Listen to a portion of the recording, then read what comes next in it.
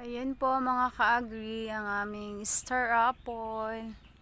Yan, daming bunga. So wala po kaming ginamit dito na fertilizer. Wala din kaming ginamit na foliar, yung pampabulaklak. As in wala po talaga. So ayan, nakikita nyo po. Ayan.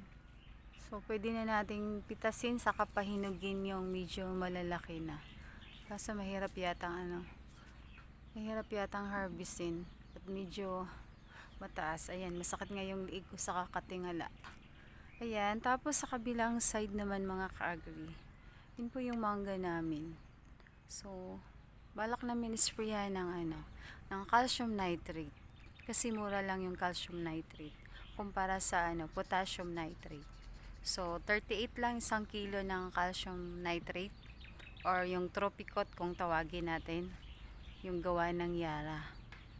So yung potassium mahal, saka hirap hanapin yung stock at ala na yatang nagtitinda. Ayan, so mag calcium nitrate na lang or Tropicot yung gawa ng ng Yara.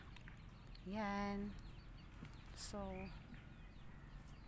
maghahanap na lang ng sino mag-harvest. At medyo mataas. Ayan. Masakit na yung liig ko sa kakatingala.